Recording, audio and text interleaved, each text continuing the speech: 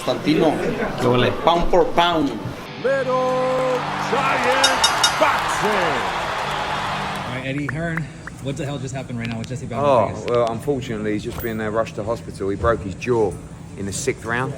And, yeah, so obviously did a great job of disguising that. And very tough to fight through it as well. But disappointing because obviously he wanted to make that big summer fight with Sonny Edwards. So we'll have to see what's next now. But a good win, 2-division world champion, but obviously need to see what the hospital says and if he needs an operation. How do you rate his performance overall? You know, it was expected that he was going to take him out early, but it went all 12 Yeah, rounds. Gonzalez was tough. I mean, Gonzalez early boxed really well, but in the end tried to survive the back end of the fight, and that made it difficult for Jesse. Obviously, with the broken jaw as well, probably couldn't be as aggressive as you want to build. I thought he was quite aggressive, to be honest with you, and caught a few late in the fight. But a good performance against a tricky opponent, and good to get that 2nd division championship. Did you get a chance to talk to him, and if so, what did you tell him? I just said to him, because I heard in the 11th round that he broke his jaw from the corner. So I just went up to him after the fight and said, "Did you break your jaw?" And he was like, "Ugh." And obviously in the interview he couldn't really talk, but you know, he hit it really well. Because I wouldn't have known otherwise, but obviously it's a terrible injury and hopefully it's not too bad. How proud are you of him, of his performance? Oh, yeah, gutsy. I mean, look, I thought it was a good performance without the broken jaw, but when you go through that for 6 rounds, getting hit, you know, and choosing to be that aggressive as well in the fight, I think that's really shows you how tough he is. So very proud of him and great atmosphere in tonight and big win for him. Did you get a chance to talk to Robert Garcia? Because I know he was on a rush to go to the hospital as well. Did you get a Just said to him, you know, they were quite calm about it, really. I sort of went up to him and said, "Did he break his jaw?" He went, "Yeah, in the 6th round." I was like, "Oh, shit." So, obviously, you know, they've rushed straight to the hospital and hopefully it's not too bad.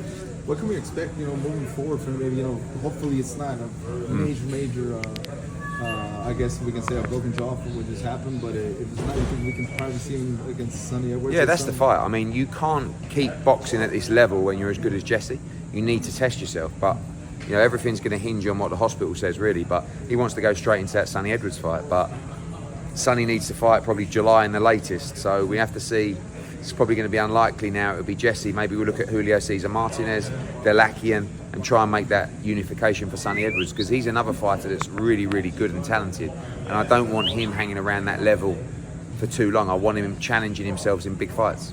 Is it safe to say that Jesse takes some time off? Obviously, well, subject to what the hospital says, but if he's broken his jaw and he needs it operated on, then yeah, you'd have to think that he's going to be out till the autumn, winter. Also talk about this tremendous card. There was a huge upset. MJ lost 2 titles. Yeah, I felt he won the fight, but I felt like he boxed poorly in the first half of the fight. Tapales started well, but I just didn't think he did enough in the early stages. But I had him, you know, I thought he won 9, 10, 11, 12. I had him 115, 113, but when it's 115, 113, you run the risk of it going the other way. And I was surprised that the challenger got the decision, but congratulations to him and very disappointing for MJ. Did you think it was that close? I mean, we had it more in line with how Lisa Jump had, like wide. For MJ? Yeah, I thought he won the fight. Maybe 116, 112, or 115, 113, but I just feel like in the first 6 rounds he gave too many rounds away, probably up to the 9th round. You know, I probably had it, I don't know, through 7, like 5-2 to Tapales or 4-3, and then I gave him literally every round from 9, 10, 11, 12, but I just felt like he boxed poorly in the first half of the fight. Tapales boxed well, but just didn't do enough. Got his feet in position and didn't let his hands go. And in the 12th round, you could see when he let his hands go, he was hurting him badly. And that was even more frustrating. Eddie, we also spoke with Berlanga. Obviously, the big news that he's going to be fighting in June. He's looking really forward to being with the partnership, obviously being under Matchroom.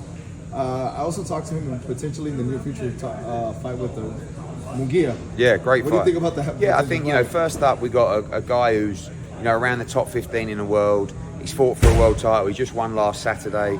It's Puerto Rico against Ireland. Edgar's been out for a year. I think he's a perfect opponent. But to get a fight with Canelo Alvarez, he's got to box a lot better opposition than Jason Quigley. But it's still the toughest opponent he's ever had in his career so far.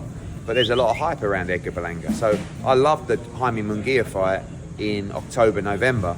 I think it's a very tough fight, but it's a great fight as well at the same time.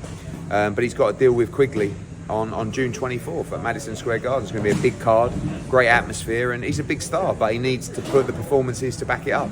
He keeps on manifesting that Canelo fight. Yeah. He told me as well, he said, I already talked to my coach, what song I'm going to come out to, where's it going to be at, what I'm going to do. So he's manifesting. Yeah, listen, if he can get himself in position for that fight, it's a huge fight. But he has to knock out Quigley, and then he has to knock out a higher level opponent later on in the year, and then we can start calling out Canelo Alvarez. But like we always say, you have to earn your shot at Canelo Alvarez, you know, and he hasn't. He hasn't anywhere near any shot. But dealing with Quigley in style will be the first step to that on June 24th. What has Canelo said about that fight? I think, like everything, I think Canelo always feels that as an opponent, you've got to bring something to the table, or you've got to earn the right to fight him. And at the moment, he hasn't fought anybody, Berlanga. But this is the first step, and then he'll have to have a tough opponent. And when people start calling for that fight, that's when it will get on Canelo's radar. He's not looking at Edgar Berlanga right now. He's looking at John Ryder and Dimitri Bivol. What about today's fight, about the response of the people? You have a sold out? Yeah, it's good. I mean, it's only small, 2,600, and it's a bit out of town, but it's a nice size, good atmosphere, and Bam's been filling it up now, and now we move to the unifications. Maybe we look into other arenas downtown and start growing that crowd as we get bigger fights.